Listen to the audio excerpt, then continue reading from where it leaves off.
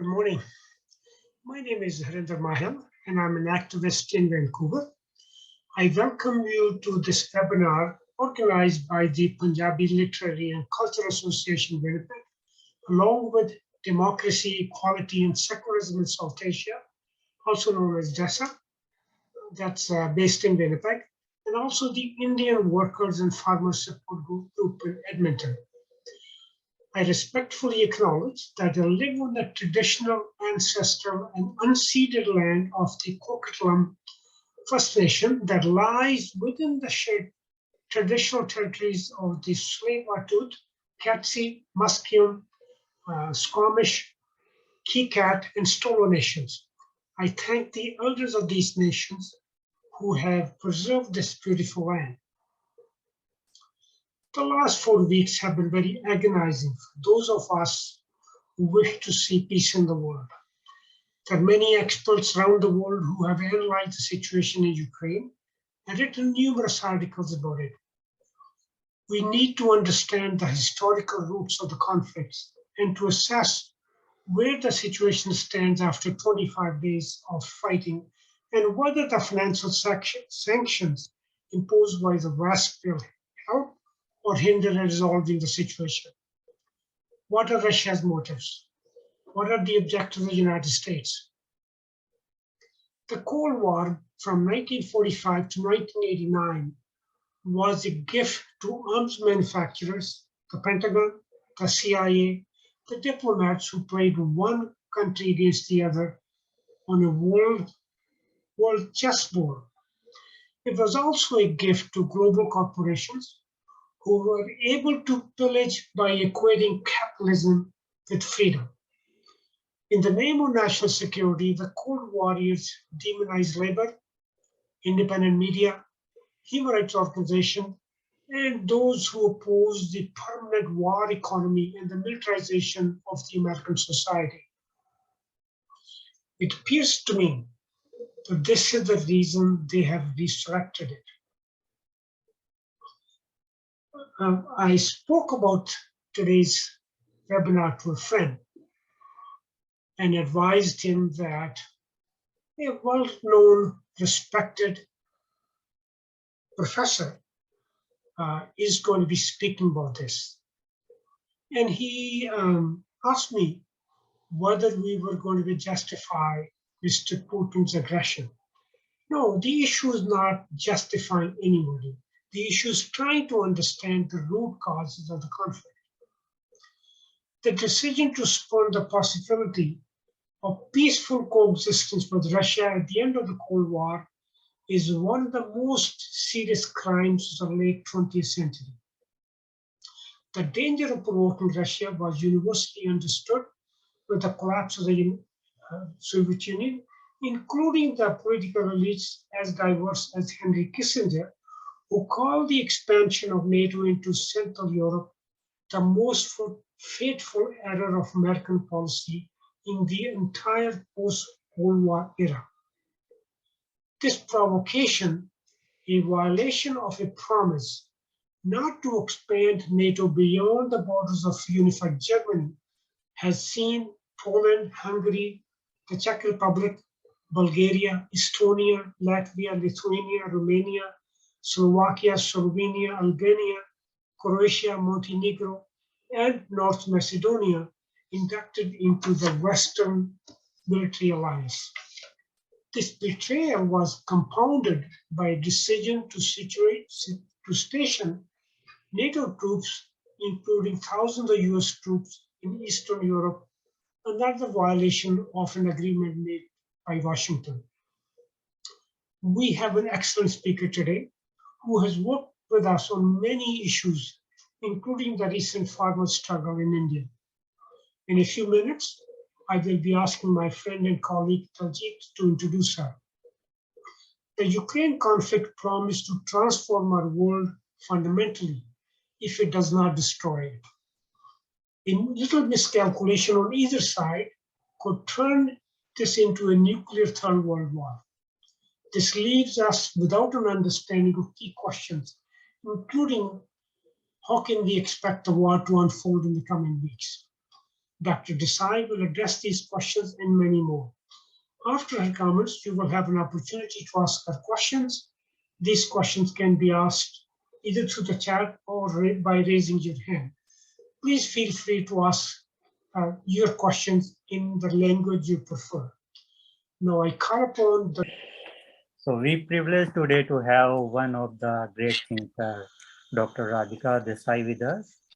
She is professor at Department of Political Study and Director of Geopolitical Economy Research Group, University of Manitoba, Winnipeg, and convener of International Manifesto Group, President of Society for Socialist Study. She is author of numerous wonderful books.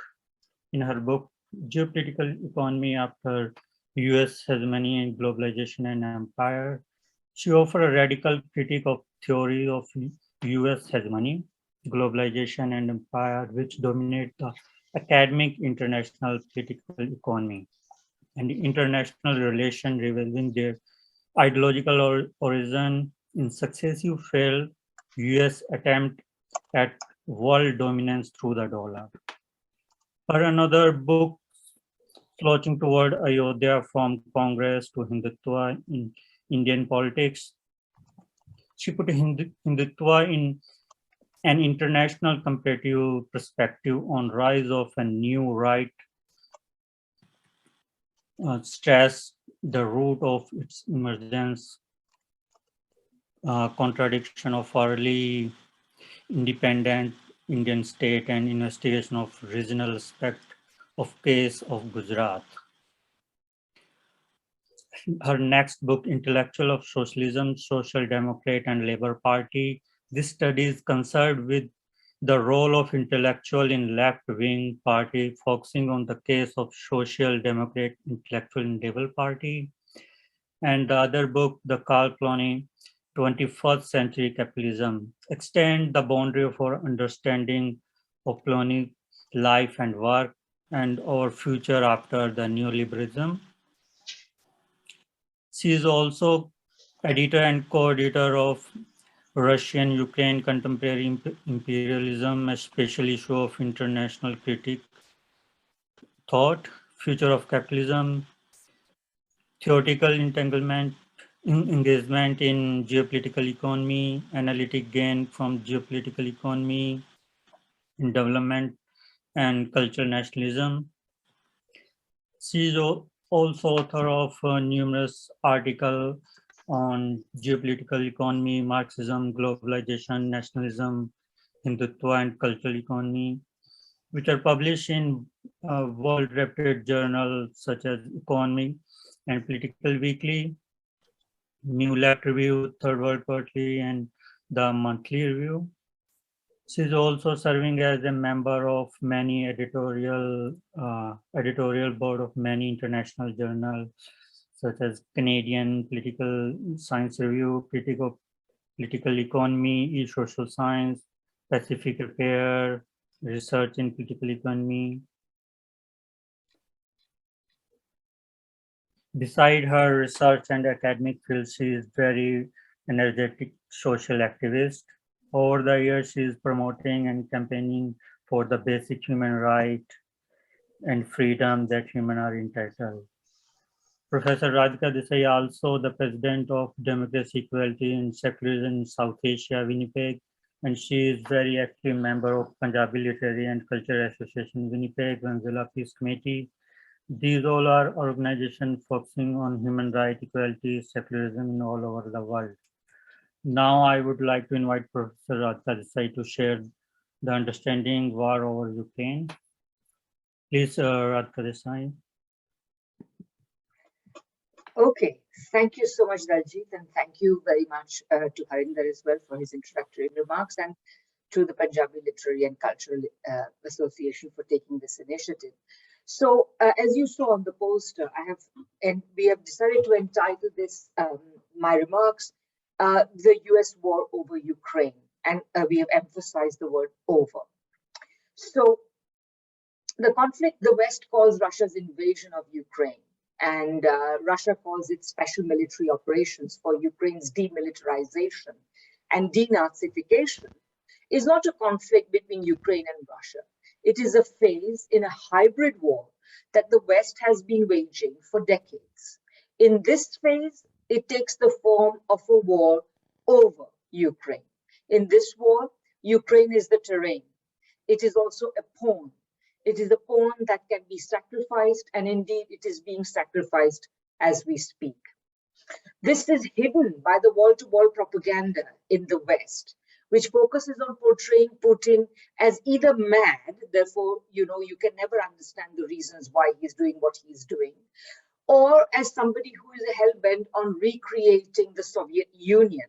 This is despite the fact that that President Putin has really, in fact, he has explicitly disavowed the idea that disavowed this idea. He has actually said this would be a bad idea. So the US, having sought without success to dominate the world throughout the 20th century, wages this war, and until today, wages this war to stall its historic decline, the loss of what remains of its power. This decline has accelerated in recent neoliberal decades because neoliberalism, which is necessary to keep the system capitalist, has turned the US economic system in particular and its capitalism into an unproductive, financialized, predatory, speculative, and ecologically destructive system, massively diminishing its already dubious attractions to its allies around the world. Meanwhile, socialist China's productive economy has performed spectacularly and has become a new pole of attraction in the world. This conflict, therefore, the conflict over Ukraine, therefore, has long roots. It promises to reshape the world. It contains the possibility, as Harinder mentioned, of nuclear war. And in many ways, you can say it promises to reshape the world, or it is actually going to accelerate the ongoing restructuring of the world that was already in train for decades, if not longer. And I was giving a talk just the other day when I recalled a quote by Lenin. Lenin said that there are decades when nothing happens, and then weeks when decades happen. And certainly this is a quote that suggests itself at this time. So with decline, the US has relied ever more heavily on its imperial status and its military abilities as to recompense for the decline in its economic attractions. However, the dollar system that constitutes the core of its imperial structures has always been very unstable. It was rocked by the refusal of allies to support it before 1971, and it has since been rocked by the series of financializations, that is to say, expansions of purely speculative and predatory financial activity that it has had to rely on since. As for its military power, suffice it to say that the US has never won a single war, other than with tiny powerless countries like Grenada and Panama.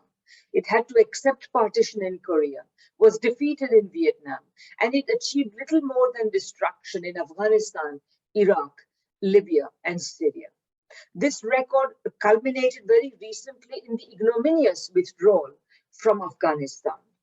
The real relation between the military that has astronomical sums spent on it and its performance can appear a complex one until one sees that its performance is not the critical issue for its funders and supporters. Only the expansion of markets for the military-industrial complex, both domestically and abroad, is. The US's hybrid wars aim to stall the process of economic and military decline in at least three ways. First, they seek to expand opportunities for the four sectors of economic activity in which US corporations retain an edge. The military-industrial complex, which relies on NATO expansion and NATO's interoperability requirements to expand its markets and profits. Secondly, there is the fossil fuel and mining sector that has long been the mainstay of this white settler state. And of course, this involves mining abroad as well. Thirdly, there is the very, very bloated fire insurance and real estate, or FIRE sector for short, that forms the critical underpinning of the dollar system. That, along with the United States military apparatus, supports the US imperial project. Finally, there are industries that rely on monopoly and intellectual property right protections, such as information and communications technology and big pharma. A moment's reflection will reveal that all these sectors involve the use of US force around the world to compel countries to essentially bow to US requirements. The second way to stall these processes is to try to prevent China and other countries, such as Russia and Iran, from seeking to escape the subordination to the United States and the West by asserting their right to run their economies and engage with other countries, with each other, with neighbors, with people further afield around the world, on terms of their own choosing, rather than those of subordination to the US and the West generally. Finally, the United States seeks to secure its dominance against decline by re-subordinating allies, European, East Asian, and those further afield. Many of us here are connected with India, and certainly we see that the United States has been putting a lot of pressure on India, but India also, even though we have a prime minister who is more pro-American than practically any previous prime minister, he is also tied by the compulsions of the Indian economy. So, the final aim is to re-subordinate allies. Such re-subordination not only works to the detriment of the people of these countries, but often also to that of many elements of capital, which is why, even though they may not have very progressive governments, there can be tussles over whether to accept the status that the United States offers. In other words, the US aim is the violent defense of all aspects of its imperialist system on which its economy depends. And this defense gets ever more desperate and incoherent the more the US capacity to actually accomplish these aims, which remain undiminished, declines. So the membership of NATO and the imposition of the so-called rules-based international order, or Rubio for short, is a central part of this war, and both represent direct challenges to the United Nations and international law. Such support, I mean, at one level, you could ask yourself the question, if we have the United Nations, why do we need NATO? This is a good question to ask. Such subordination is also pursued through high-minded talk of democracy and human rights, when in fact, what is really promoted is neoliberalism and authoritarianism, including, as we see in the case of Ukraine, the encouragement of fascist elements as critical supports to an otherwise unviable and unpopular regime. Worse, in the pursuit of these aims, the US routinely violates all 5 of the 7 clauses of Article 2 of the UN Charter that apply to members' obligations. Members are obliged to respect the sovereignty of all members, and it's not clear that that's what the US does very often.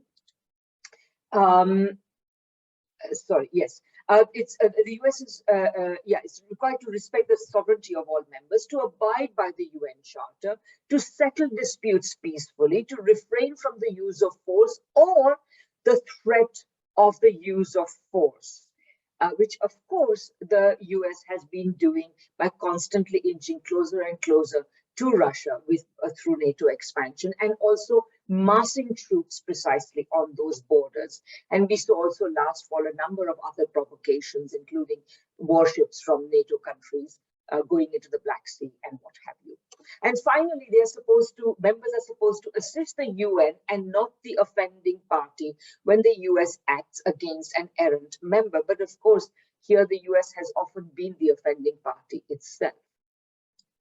Those in the West who take a pox on both your houses' view of international conflicts, assuming that all parties to the conflict are equally responsible, and this includes many Marxists and leftists, imagine that there's something called international relations, in which the relations of countries are governed by some autonomous logic, such as the balance of power or realism, in which all participating entities in the system are the same and behave the same, or would do if they could.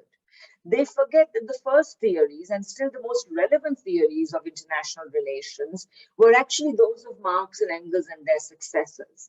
They did not theorize some international relations floating above the patchwork quilt of a world map, an ethereal stage on which disembodied states act with identical aggressive motives, if not resources. The purpose of such realism is always to justify the aggression of imperialist countries. So if you criticize the US, people will say, well, all countries would behave just the same if they could. And that becomes then a defense of US actions. In reality, what Marxists have done rather is they have tried to theorize what I call the geopolitical economy of what Marx called the world's producing nations. That is to say, the economy, the way in which we make our living, the way in which some people make profits is central to this. And in this view, imperialism in its modern form, in its most relevant form for us today, arises from capitalism's contradictions, and it involves economic subordination to dominant capitalist economies and compels states that resist it with isolation, that threatens and actually deals with states that resist it by imposing isolation on them, if not war. That's in many ways what the Cold War was about, the original Cold War. Such challenges have historically emerged most strongly in the form of actually existing socialisms that began emerging around the world, starting with the 1917 Bolshevik Revolution. Though in recent years, China has been the focus of the US drive to stall its decline and resubordinate as much of the world as possible, Russia has never been far. The first Cold War, in fact, of the post-Cold War, the first new Cold War of the post-Cold War era was in fact declared against Russia, after the conflict over Ukraine came out in the open in 2014, and it has once more set the stage. I think in good part because we have once again a democratic administration in power in Washington. Why have Cold Wars re-emerged after the end of the original one? The reason is simple. The Cold War was simply a phase in the history of imperialism, one where the United States, faced with the strongest form of challenge to its imperialism, which it could not roll back, had to somehow manage to contain. When it ended with considerable encouragement of the US, that is to say, with considerable encouragement of the US in breaking up the Soviet Union, shock therapy provided the framework of the economic subordination of Russia and, of course, the rest of the East European countries. That disastrous decade of the 1990s, which saw 2,500% inflation, that is, prices rose 25 times, and witnessed steep falls in longevity in Russia. That is to say, people's lifespans were shortened in that decade by the sheer economic devastation that was imposed on Russia at the time. This era is still remembered by Russians, and a great deal of Putin's still substantial popularity relies on his economic stabilization of that country, which necessarily required undoing some, but not all, of the subordination to the West. Indeed, one of the consequences of the present crisis will be that, in fact, Russia will be forced to reject even those elements of the neoliberal order, such as free capital controls, for example, that it was clinging on to, partly in order to serve the interests of its oligarchs. It will have to let these go as well, and it may very well be that one result of this will be that Russia will be forced to manage its economy in a far more progressive way in the interest of ordinary people, but we'll see about that a bit later. So, so new Cold Wars have emerged as soon as it became clear that Russia and also China were not going to become pale, subordinated imitations of US neoliberal financialized economy. Indeed, the reason for these countries to refuse that status has intensified as the decay of US capitalism has progressed. Maximally, the US aims in its war against Russia at dismembering the Russian Federation on the model of Yugoslavia. Imperialism has historically championed the rights of minority ethnic communities and those of so-called oppressed nations as a way of breaking up big states. That's why the United States championed the rights of Bosnia, is today championing the right of Ukraine, not because it cares about Ukraine or its culture or whatever, but because this is a good way of breaking up large chunks of territory. Of course, the US has never had the ability to achieve this even at the height of its power, that is to say, it cannot dismember Russia. And today its power is much diminished on all dimensions. However, it does not prevent the US from trying because its ruling classes have no plan B. They have no plan to accept the role of being an ordinary, if still very important economy in a larger world where there are other important economies. The evolution of such a plan B has to be the aim of any serious left in the United States. But I don't yet see it on the horizon for all the fact that there are democratic socialists now in America. I don't seriously see this happening. This Russian front of the US's hybrid war can be said to have become active on the 24th of February 2022, when the US finally provoked Russia into launching its military operations in Ukraine. Exactly why Putin decided to launch these operations is not exactly clear. Was it because of increased attacks on the Donetsk and Luhansk People's Republics? Was it because of the discovery of secret plans to attack them? Was it because of discoveries related to biolabs? Was it because Zelensky mentioned on the 19th of February at the Munich Security Conference that Ukraine might be allowed to acquire nuclear weapons? Remember, Ukraine is a country with nuclear energy, with many nuclear power plants, and therefore, by definition, is a threshold state. And Ukraine still has inherited and has to some extent maintained considerable scientific power that it had from the days of the Soviet Union. So we could say that the conflict began on the 24th of February, or we could say that it began last fall when negotiations between the new Democratic administration and the White House and the Kremlin heated up, and over the next months, the US was, on the one hand, allegedly negotiating with Russia over its legitimate security concerns to the extent, and as you will remember, Russia submitted draft treaties saying, look, sign these and everything will be fine. And of course, the United States refused to sign them. And remember this, on the pretext that that Ukraine has its sovereign right to join NATO, even though, as we now know, the US and NATO had no intention whatsoever of letting Ukraine join NATO. So they refused to listen to these concerns. So that's allegedly, on the one hand, they were negotiating with Russia. On the other hand, they kept up high decibel predictions of Russian aggression. Russia's going to invade. We know they're going to invade. It's going to invade next week. They're going to invade in 2 weeks from now, after the Beijing Olympics, etc., etc. This was kept up. And all the while, they were encouraging Ukraine to essentially dig in its heels on NATO, to intensify its assault on Donetsk and Luhansk, etc., etc. All this involved an unprecedented level of publication of intelligence sources. And some people worry that, why are we publishing so much intelligence? Because, we may be shown to be wrong, and then what happens, etc. And as everybody knows, US intelligence has been highly compromised in recent decades, and particularly in Afghanistan. So people said, well, this will further show that, our intelligence is not good.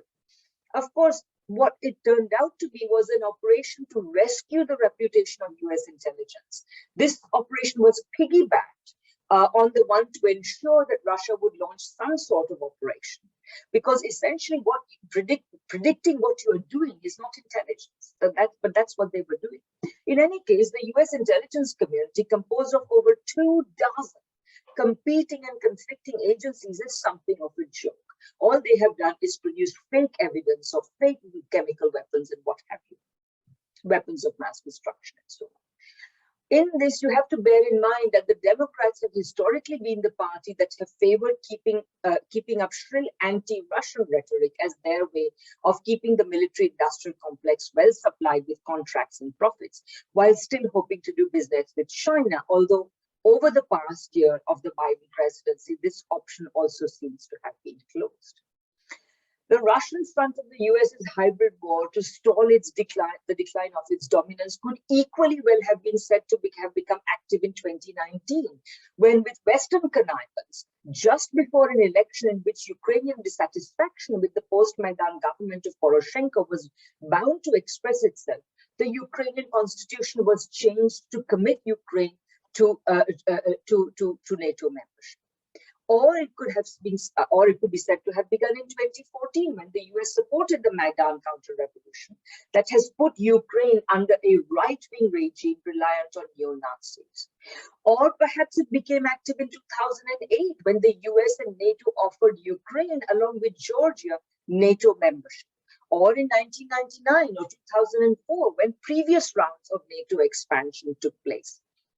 In explicit violation of promises that the US had given US and the West had given to Russia, to Gorbachev, to not expand NATO a single inch after one very important East European country, namely East Germany, was added to West Germany and therefore to NATO. So at this point, particularly when Gorbachev was talking about dissolving the Warsaw Pact, etc., an explicit assurance was given that NATO would not expand a single inch eastward. So I just want to show you very quickly this map of NATO expansion. There, can you see it? So what we have here is a map where you see the original countries. Sorry, it's a little bit hard to see, but these very dark ones like the UK, France, etc., these are the original members of NATO that were already there in 49. Germany was added in 52. Turkey and Greece were added in 55. Spain in 82. And then East Germany in 1990. This is the moment of the assurances that were given. And then look, see what has happened. Poland, Czech Republic, and Hungary are added in 1999. In 2004, the three Baltic states, Latvia, Estonia, and Lithuania, are added, as are Romania and Bulgaria and Slovakia and Slovenia. In 2009, Croatia and Albania. In 2017, you have the addition of Montenegro, and finally, in 2020, as recently as 2020, you had the addition of North Macedonia. So this should give you an idea of the relentless expansion. And you see also that with the first expansion that took place, it did not really touch on Russia. So Russia could be said to have said, okay, you know, they're not really our neighbors. We've still got the buffer of Belarusia, etc. But with the second expansion, you see with the Baltic republics and them getting closer and closer, and now Ukraine, which directly abuts Russia. It is really, and you know, you could say even 2004, okay, these are three small states. Russia has no intention at all of going anywhere near them. So, you know, there will not be a threat. But this is getting to be too much. So I hope you get some idea of that. So to continue. So for what it's worth, we can even say that the war against Russia became active already in December 1991, when Boris Yeltsin, Leonid Kravchuk, and Stanislav Shushkevich, the leaders of Russia, Ukraine, and Belarus, were encouraged by the US and the West to dissolve the USSR, even though a referendum earlier that year had voted by 80% to keep the Soviet Union. And the turnout itself was 80%.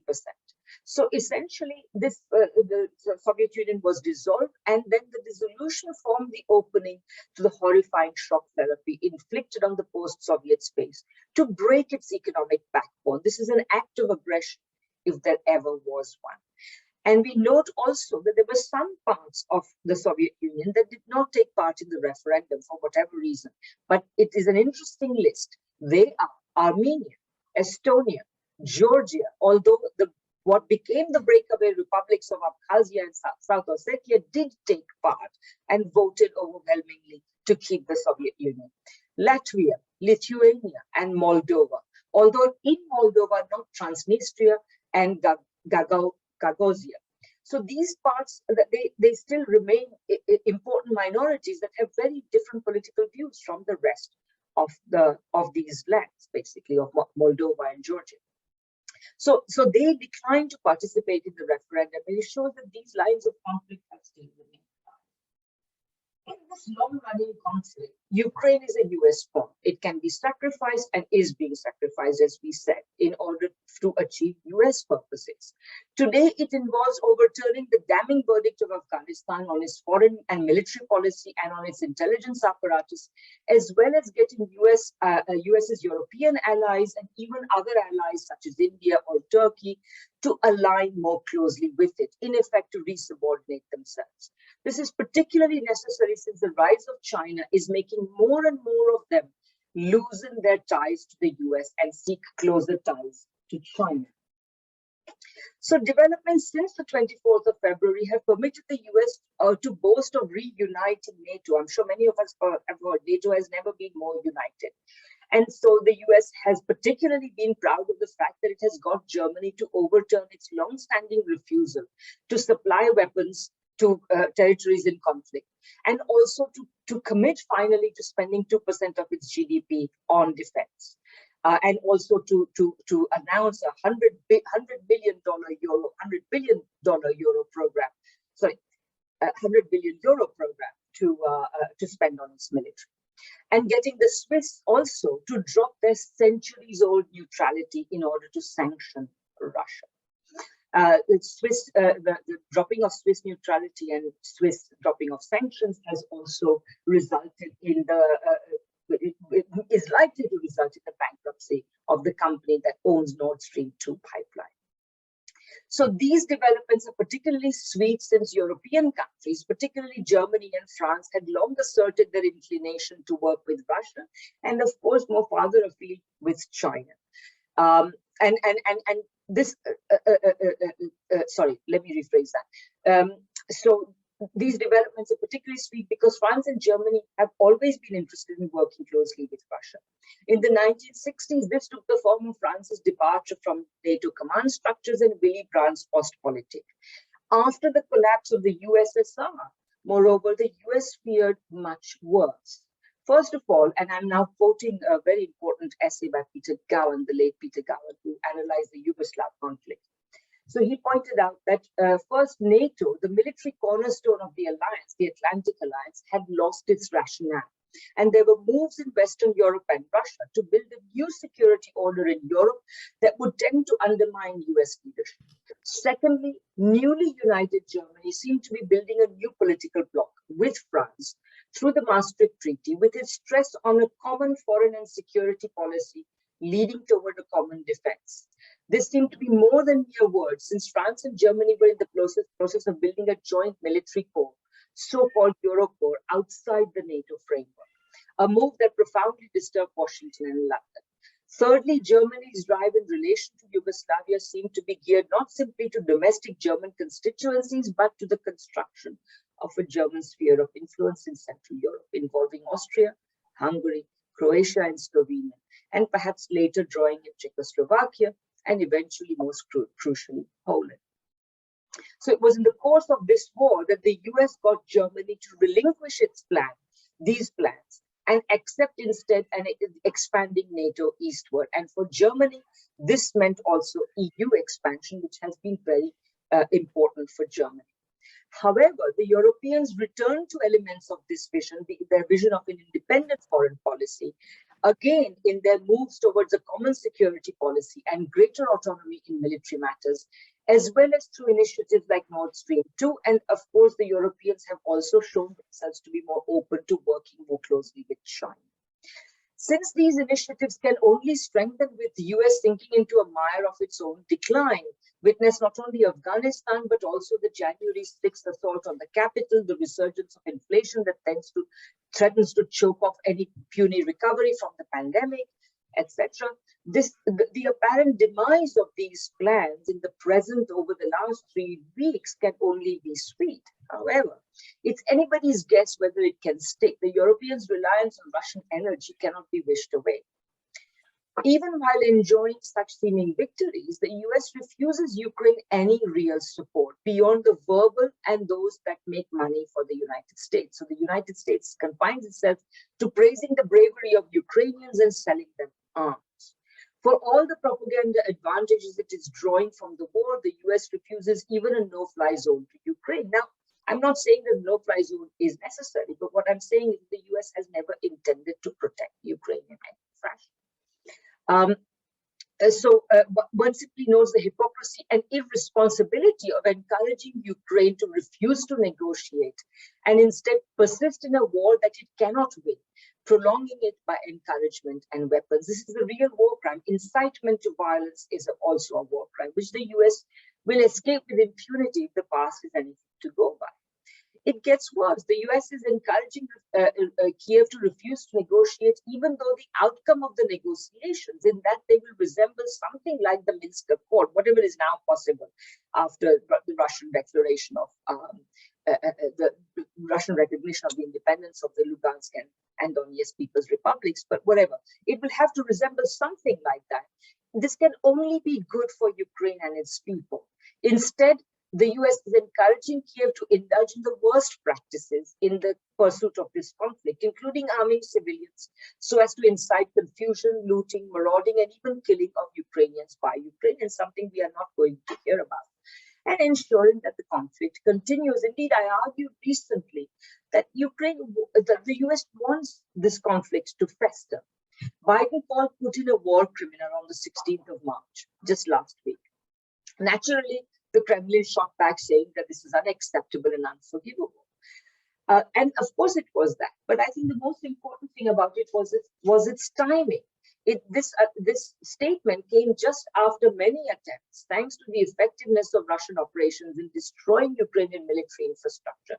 The previous 2 days had registered signs of progress in talks between Ukrainian and Russian officials on an agreement to end the conflict. Zelensky signaled his acceptance that Ukraine will not be part of NATO. Foreign Minister Lavrov accepted the hope that some parts of a possible peace deal with Ukraine, including its neutral status, were being seriously discussed, along with security guarantees for Ukraine. And Zelensky also said that the peace talks were getting more realistic. By the way, we read today once again that the peace talks are making progress. So we will see now whether this is derailed once again or not. After Biden's accusation, Zelensky demanded more military aid from the US. So clearly something had changed. And we just said a day or so before that the talks were going well. Now he demands more military aid from the US. Biden announced another $800 million US military aid, including long-range anti-aircraft systems, ammunition, and drones, which he said were the US's most cutting-edge system. And Biden also warned that this could be a long and difficult battle, reiterating the US commitment to give Ukraine the arms to fight and defend themselves through all these difficult days ahead.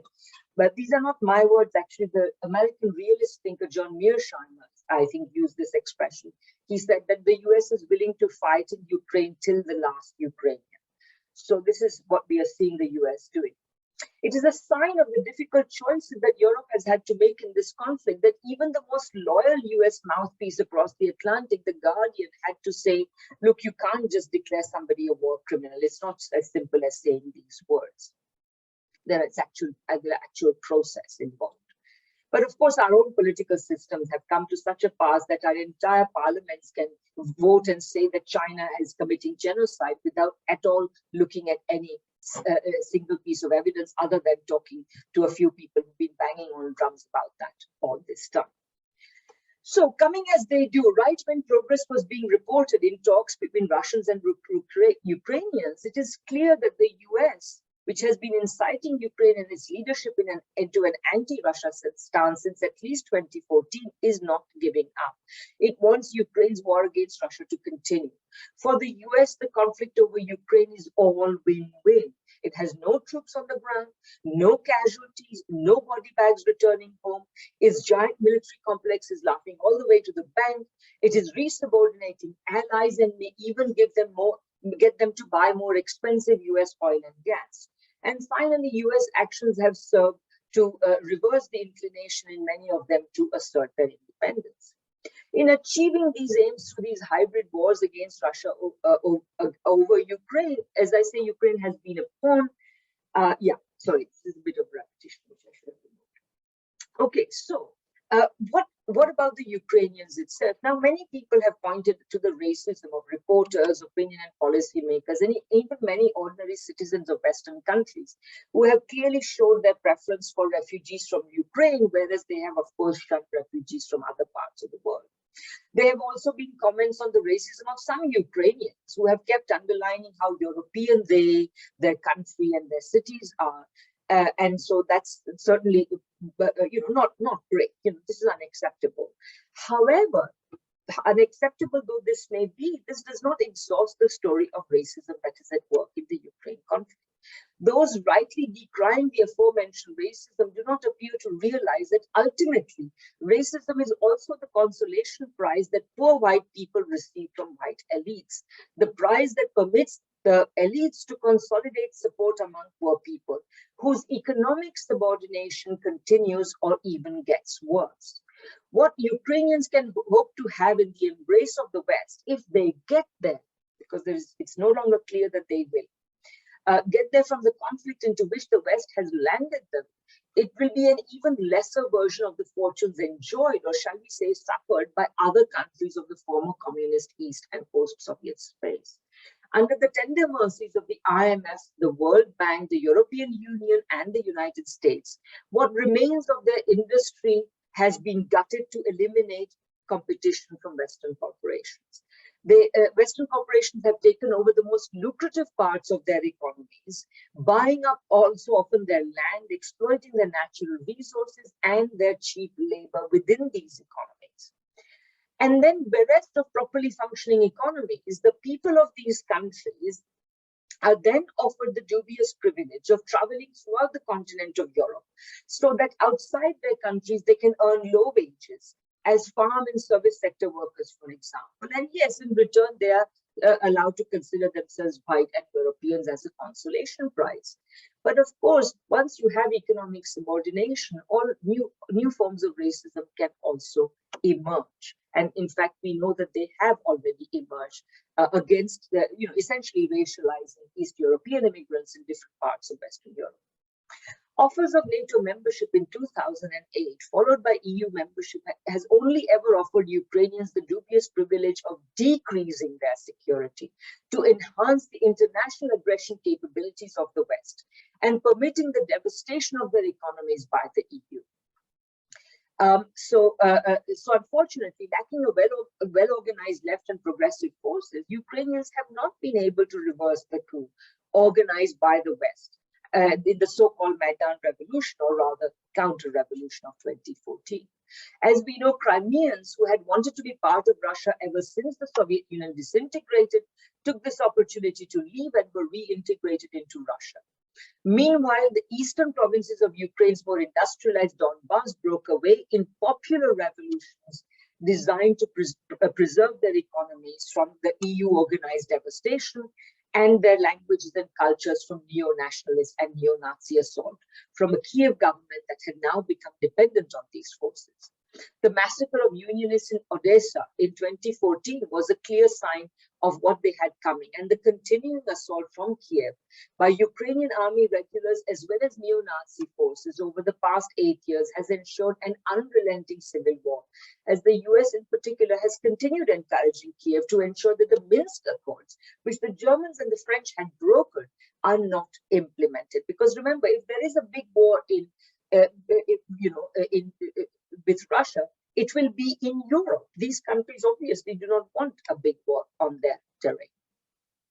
Ukrainians could hardly fail to notice these dismal developments, and elections 5 years after the Maidan Revolution ejected the corrupt, predatory, and vicious Maidan regime and installed a former comedian as president, because he promised, among other things, to deal with corruption, to implement the Minsk Accords, to end the civil war, and to improve ties with Russia. These were all promises. And of course, it was just before this, election happened that Poroshenko put the NATO commitment in the Ukraine constitution. So, however, the hope aroused by Zelensky's election was soon extinguished. It did not take long for the US to bring the politically rudderless Zelensky under its thumb. And since then, his government has been behaving much more like a standard issue Maidan regime in Kiev. including pursuing economic policies that support an oligarchical capitalism worse than Russia's, continuing the civil war in the East, and in recent months supporting the West to the hilt in its orchestrated campaign to increase tensions with Russia, including by intensifying the assault on the Donetsk and Luhansk Republic. So I'm nearly finished now. So how will the conflict unfold? On the US side, notwithstanding its early gains, it is not clear that the campaign for sanctions that has made Russia the most sanctioned country in the world, Russia has taken over this dubious distinction from Iran. The campaign of sanctions or its unrelenting propaganda to delegitimize Putin will succeed in motivating Russians to rise up against him. That's the general idea. Over the past 8 years, Russia has built up considerable resilience against sanctions because remember, the US started sanctioning Russia 8 years ago. For instance, agricultural sanctions have prompted Russia to turn its agricultural sector around, and it has today become one of the major agricultural exporters in the world. Secondly, there is China. As a trade and investment partner, Chinese and Russian ties have grown stronger over the years, particularly as US behavior has become more and more unreliable and more erratic. And it was not a coincidence that after months of being prodded and provoked by the US, President Putin went to China around the time of the Beijing Olympics and signed some agreement that says, China and Russia have a limitless partnership. Thirdly, sanctions are a double-edged sword. They also hurt the sanctioners. Oil prices are already rising. So is inflation. Russia is a major exporter of fertilizer and food. And also, of course, insofar as there are financial sanctions, they also hurt Western investors who may, for example, have invested in Russian bonds. So recently we saw that Western banks are cooperating with Russian efforts to pay the coupons on these bonds despite the freezing of its central bank reserves. So officially, its central bank reserves are frozen, but in fact, Western banks are effectively converting rubles into a foreign currency and accepting and paying out these coupons essentially. So as I have argued, moreover, the freezing of Russia's central bank reserves, which was the real mother of all sanctions, it was not, taking Russia out of SWIFT, that could be overcome. This is only going to undermine the US-centered financial system on which the dollar's international role relies. And this is also going to make alternatives such as the euro and the yuan more attractive. Because why would you put your money in a system which is capable of confiscating it at the drop of a hat?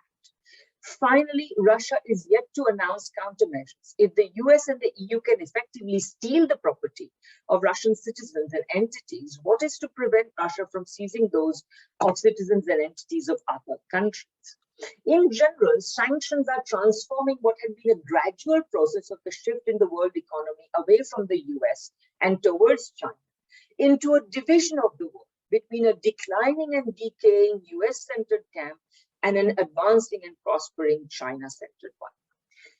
What about the Russians? They're not, I'm sure they're very unhappy about the conflict, but they are also aware that, they're also aware that a Western puppet regime can only transport them back to the unhappy 1990s. And Putin has also acted, I think, wisely to limit Russians' exposure to relentless Western propaganda. Nor is it clear that the US-sponsored sanction system will work. In this setting, as far as I can tell from sources that do not subscribe to the relentless anti-Putin hysteria whipped up by the West, and from what it's possible to know while Russian operations are still ongoing, is that Russia is indeed seeking what it says, the demilitarization and denazification of Ukraine without occupying it, and a neutral Ukraine at the end of this. Putin cannot by any stretch of the imagination think he can occupy Ukraine, and there is no evidence that he does, nor is taking Kiev out of his plans. The West only keeps saying, oh, he's going to, he's finding it difficult to take Kiev, etc., in order to somehow create the impression that the Russian forces are ground down in Ukraine. I don't think they are. I think they are being quite methodical. As I see the conflict on the ground, the Russians are methodically focusing on destroying Ukraine's military capability. What the West calls the slowdown in the Russian advance is due to that. That is to say, they are trying to be very careful. I mean, in war, you can't be 100% accurate, but they're being as careful as possible not to hit civilian targets. There is some reason to believe that this resolve of the Russians is complicated by the fact that neo-Nazi forces who have infiltrated the army are making it a systematic policy of using civilians as human shields. There are reports that one reads of civilians not being allowed to leave from cities from where they should be allowed to leave. As you know, there have been failed attempts at creating humanitarian corridors. Russians are also focusing on strongholds of neo-Nazis such as Mariupol. If the operation is going on longer than expected by the Russians themselves, it is partly because of the need not to keep civilian casualties to a minimum, but also to the complexities of denazification. It's possible that there are far more such units and organizations that they have encountered than we know about. I don't know. Putin long resisted taking the DPR and the LPR, not the least because these were genuine people power revolutions, at least when they began. And Putin does not need that kind of left-wing people power. After all, they call themselves People's Republics. He did not want to include them in his Russia. So he did not actually act at the beginning to take these or to support them. They would have been happy to be supported or even integrated into Russia at the beginning. However, he may now have to shoulder a greater responsibility for them than he would have chosen. So further loss of Ukrainian territory may now be inevitable. And let me just briefly show you one more map. Sorry, where is this? Okay, yeah. Okay, so if you can see, most people don't realize, and we all just assume that, Ukraine is Ukraine. It's a country like any other, because we see here that the present boundaries of Ukraine were constructed in the following fashion. So this is the core of Kiev and Rus, Ukraine, whatever you want to call it. So Ukraine in the 17th century, okay? Then you have, over the next couple of 100 years, the addition of this territory. Then during the Second World War, the addition of this territory, which presumably was Polish to begin with. And then you have these territories that are added under the Soviet Union, and then finally Crimea added in 1954. The exact reasoning behind this is not clear. It is quite often just a whimsical thing, but it would be no different from, say, Canada allocating one piece of land. Imagine if Kenora was moved from Ontario to Manitoba, it would be seen as an administrative matter. But were Ontario and Manitoba to become independent, this might become something different. So when this was done, it was seen as merely an administrative matter. So what seems possible is the further dismemberment of Ukraine, the further loss of territory in Ukraine. Now, I should also add that it is possible that Russians may not be able to achieve their stated goals. They may botch them. After all, the Russian military and command are not infallible. The morale of troops is not guaranteed, particularly because they are being ordered to fight against the people who are not only metaphorically, but sometimes really their cousins. So their morale cannot be ensured. And, this is part of the reason why, Putin gave this speech about the spiritual connection between Russia and Ukraine. I think it's perfectly true, although it has been twisted around in the West by saying, oh, Putin wants to erase Ukraine, etc., etc. I don't think that's the case. And it's possible that there will be greater opposition in Russia if the war goes on for too long, because Russians will find this war distressing for the same reason. So let me conclude by essentially asking, what is the road to peace? Well, I would say the road to peace is essentially to stop the US imperialism, particularly in more immediately to end NATO, to implement whatever version of the Minsk agreement that's possible today after so much damage has already been done. Only if the US and its allies recognize the legitimate security concerns of those it has attacked without cease for decades, can there be a just basis for peace out of this mess. And I would say that China's 5-point position is actually not a bad place to begin. We can discuss it, but what is China advocating? It advocates respect for safeguarding the sovereignty and territorial integrity of all countries and abiding by the UN Charter. It said that Russia's legitimate security appeal should rightfully be taken seriously and appropriately resolved.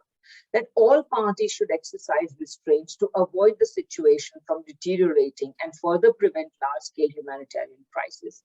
That all diplomatic efforts should be supported that are conducive to a peaceful resolution, which at the moment the West is not doing, the US is not doing, Canada is not doing.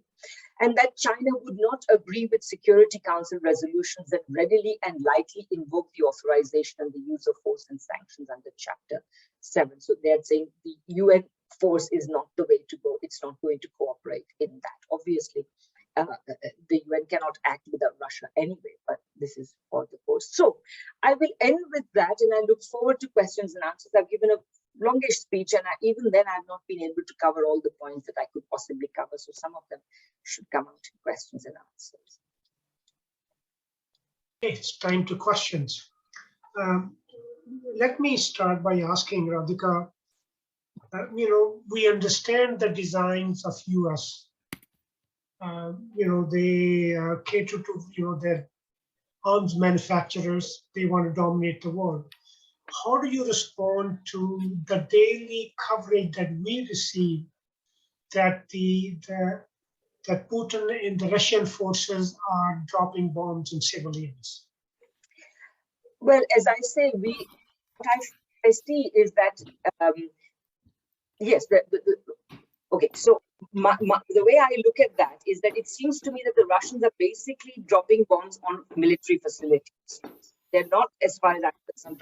The UN total for civilian casualties is like 800 and something. Okay, now it's not, and I would say that a lot of the fight that we are seeing, I don't know exactly how much, I'm not there, but when I triangulate different sources, it seems to me that a lot of the fighting that we may be witnessing is actually fighting that is taking place within these cities, where not between Russian troops and others, but essentially through other means. Like, for example, there was that big controversy around the maternity hospital, and some woman was shown to have been, the pregnant woman is injured, etc. This turned out to be an actress.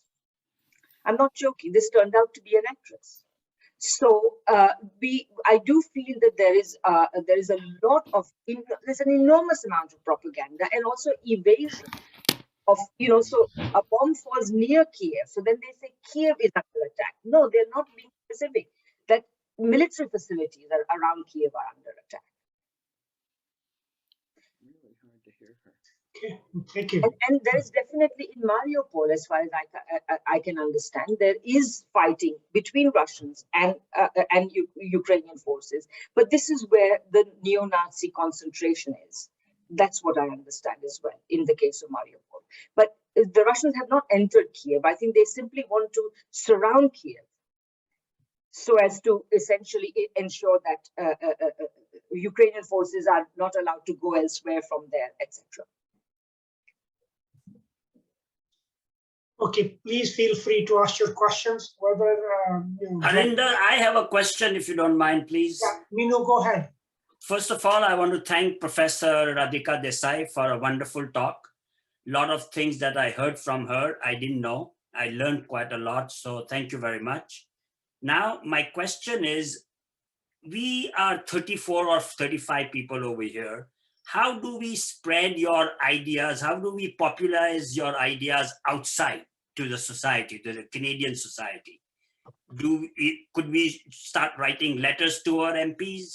Should we write an article in the newspapers? I mean, I myself, I don't know what I can do, but if somebody wrote a letter, a standard letter, which we could all send to our MPs and say, look, there is an alternate story narrative to this conflict, and this is it. Well, I think that certainly doing all those things, I mean, basically making the different views known is a good idea. And I certainly think that in Canada in particular, we have to counteract this, because as you know, in Canada, we have a lot of Ukrainian people, and many of them, as Richard Sanders' study has shown, it's a difficult question because, I mean, Richard Sanders has shown how Canada has pursued a systematic policy of encouraging the immigration of right-wing people from Ukraine and many other countries as well. So, in fact, right now, just this morning, I have read in one report or another that a lot of the volunteers who are going to fight. Remember, another aspect of this neo-Nazi thing is that the Ukraine has asked people from all over the world to go and fight. And a disproportionate number of these young people who are going to Ukraine to fight are from Canada, from these communities. So yes, I mean, so in Canada, the task is even more difficult than than otherwise. But I think we have to do the things that make more sense. I mean, it must be very difficult, for example, to be a Russian in Canada today. There is a lot of anti-Russian racism that's going on, and so on. So I think we have to make these things known, and I think we have to basically insist that Canada should not be encouraging conflict. I think maybe the most important thing we have to say is that right now, all these so-called, pro-Ukraine rallies, which are allegedly peace rallies, are actually war rallies, because they are basically saying that Canada should continue essentially supporting a conflict, continue to make this conflict fester, and we should have to stop doing that immediately, and encourage others to stop doing that immediately. So, obviously, if I really knew the full answer to that, I wouldn't be just giving a talk here, giving my views. I would be doing something. But I think beyond that, I don't know what to do, because at this point in time, we are a small group here. On the whole, I would say that it is the dominant view, right? The Western media campaign, at least, is very, very strong. Now, I suspect that underlying this, a lot of people realize that there's a lot of propaganda. But we have to open things up, open up the discourse before we can find out. I mean, I don't know. I know yesterday there was this cross-country checkup, or is it today, on Ukraine. It would be interesting to listen and see what people think. Yeah, Harinder, can I ask a follow-up question, if you don't mind? Yeah, short one. Yeah, very short one. You see, I also want to comment on the coverage of this war by the Western media. We over here in the West, we pat ourselves on the back for freedom of press, freedom of expression, freedom of this, freedom of that. But as soon as this conflict started, the Canadian government and the Western government has banned all the media from Russia. The CRTC has passed a law or a dictate that RT, which is a Russian television, cannot transmit its information in Canada. It's now illegal to do that. So what is this hypocrisy? On the one hand, they promote freedom of press, freedom of expression. On the other hand, they put a ban on the alternate story. I mean, what kind of a hypocrisy is this? And yesterday I was watching Al Jazeera, in which they interviewed an American lady who was giving a Russian point of view, and all her posts on Twitter, Facebook were all next day completely eliminated. Yeah. I mean, she's become a pariah suddenly. I mean, what kind of this hypocrisy is this? In the West, on the one hand, you preach for freedom of press. On the other hand, when something doesn't go, the narrative is not for you, you start stopping it, censoring it, and putting all kinds of firewall, This also needs to be pointed out. Absolutely. And I would also, I think that the Western media has stopped being objective a long time ago. I mean, just consider one measure. If you think about it, it's already in the late 1990s, you were beginning to get the mushrooming of alternative news websites. It's precisely because enough people were losing faith in the mainstream media to start these alternative news websites. So that's one thing. Secondly, what the West is now doing is, well, there are two or three things the West is doing. Number one, there is a lot of misinformation generated in social media. Instead of regulating social media, what the West has started doing is it's saying, oh, it's the Russians and the Chinese who are driving disinformation campaigns. So this becomes a way of not regulating social media, even though it's very clear that social media is harmful for us, for our society, for our culture, and also it's harmful for our children. But we are not regulating social media in order to allow these people to make lots of money at the expense of really, our minds almost. in order to allow them to make money, were actually ratcheting up the war hysteria. That the Chinese are generating, this whole, the Russians did it, the Russians intervened in American elections. In American elections, Mr. Trump exploited the opportunities offered by social media. You should be talking about regulating social media, but they don't want to do that. So, and then finally, I want to say one final thing about the coverage. I listen to CBC, I listen to BBC, and I read The Guardian and I read the Financial Times. And I would say, I thought the Financial Times would be a bit better, but honestly, they have all been nauseating. And, in the old days, we used to have news, we'd have the proper news. And then at the end of the news, you'd have a human interest story. Somebody did something that made them very happy or very sad or whatever it was. Now, all the news media coverage of the conflict over Ukraine is nothing but human interest stories. Okay, look at how brave Ukrainians, look at how much they're suffering, look at how, and in this, and by the way, I think and we won't know a lot of the things that are going on. I'm also reading stories about how, because you see, I don't watch RT, but you can still go to the RT website. You can go to the TASS website anytime you like. You can, I've become a member of Telegram simply because I want to just know what the other sides is. It's not like I have to take them for their word, but I want to know what the Russians are saying. I want to know what NATO is saying. I want to know what other different people are saying. So we are not hearing half the things that are going on, because if we could even just hear, you don't have to report this as truth. You can say the Russian Foreign Ministry has said this, the Russian Defense Ministry has said this. That's all. We just need to know what they're saying. We don't have to, you don't have to say this is the truth, but our right to know is being violated all the time. Okay. That's right. Yeah. So, Radhika, there's a question in the chat by Dave. He's saying that you covered what's in it for the US, but what is it in for Russia to commit itself to a war? What's in it for Russia is simply that it does not want a failed state or a state from which the US and NATO can launch a potential offensive against Russia, make things difficult for Russia. And so it did not want Ukraine to be part of NATO. This is what the Russians have been saying all along. And the West refuses to listen. In fact, on the contrary, the West says, Ukraine's sovereign right to be part of NATO. But what they don't say is that the West has already violated Ukraine's sovereign rights by engineering a coup in that country. Nobody even talks about the sovereign rights of the Luhansk and Donetsk People's Republic, who, at the very least, the West should say we want something like the Minsk Accords. I mean, as I say, I don't know how much they will be possible now. So what's in it for Russia is its own security.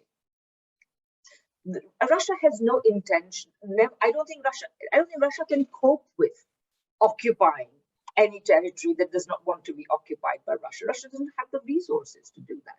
But Russia does need some basic security. There's a point by Cody Greenless about the one-side coverage of the crisis.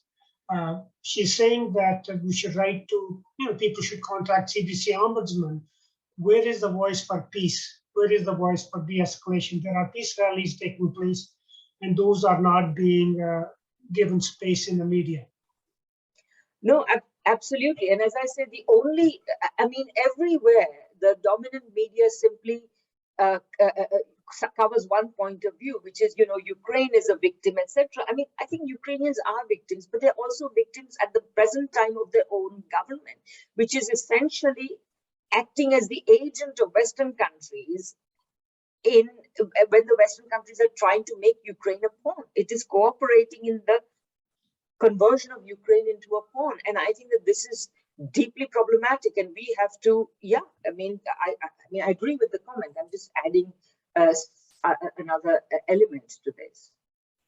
And I should say one other thing, it's true that we are not reading a lot of news, but if you just go to news of other countries, you will read a very different story, like non-Western countries. is, you know, friend of mine has a Turkish partner. He says, well, actually, I know all sorts of things. Completely different stories are being told in Turkey. The same, in some extent, is the case in India. At least if you read some Indian news, you will see that there is a more openness. I mean, you know, in the coverage. And I also, by the way, think that in this present context, Chinese news stories, go to Global Times website. It's, you know, Chinese are not enthusiastic about Putin's war. We can all question whether Putin should have gone to war. But the point is that in the present context is, well, in a certain sense, you know, why he went to war at this time, or rather I should say.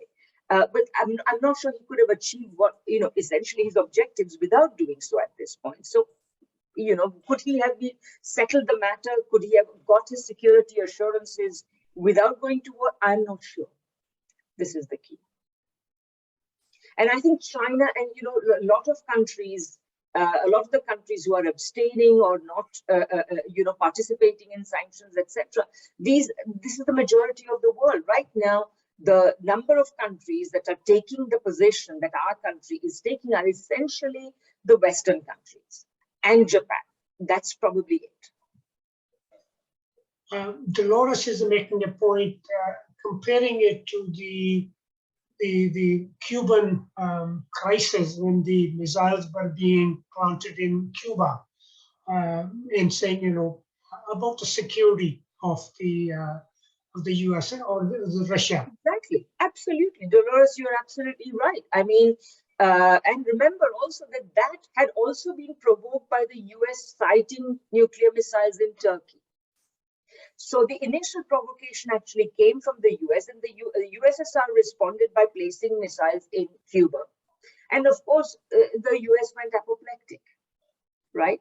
And you know, the present expansion of NATO, as many people have said, I'm not alone in saying this, as many people have said, it would be the equivalent of the of Russia somehow managing to get Mexico and Canada to become part of a security alliance with it and start massing troops on that border. I mean, the US is not going to feel secure. So security is a relatively complex thing. And the whole point is, if you look at the record of war in our time, war has been conducted primarily by capitalist countries, attacking those countries who do not wish to do their bidding. This is what we have to understand. This is yeah, I mean, the ultimate solution is actually that these countries have to stop being capitalist, but that's something much further down the road. So There's a question in the chat. Please clarify questions, connection between Swiss giving up neutral status and Nord Stream 2. Yeah, so it looks, so the Swiss declared an end to their neutrality and announced financial sanctions. By the way, I have a column. If I'll find it, I'll give it to you. But essentially, what emerged soon after that is that this was a very important event because the company that owns Nord Stream 2, which is basically a Russian company, but it is registered in Switzerland, and that's somehow this implies that this is going to lead to the bankruptcy of that company. Now, having said that, and so everybody's saying, you know, look, this is a very effective blow against the Russians, etc. But having said that, I do want to emphasize one thing, which is that the pipeline is built. It exists.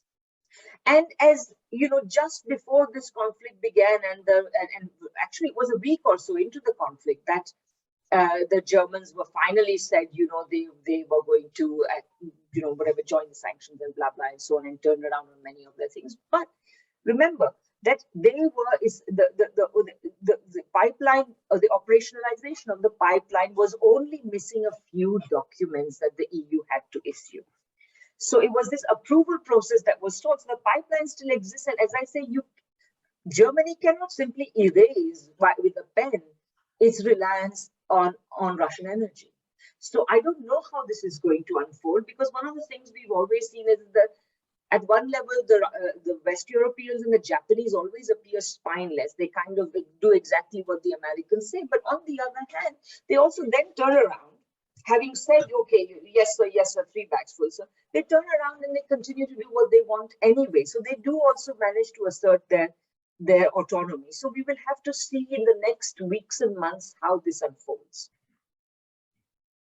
Okay, there's a question by Corinne Benson. Much is made in the media that all these Eastern European countries are begging to join NATO. Could you please comment on this?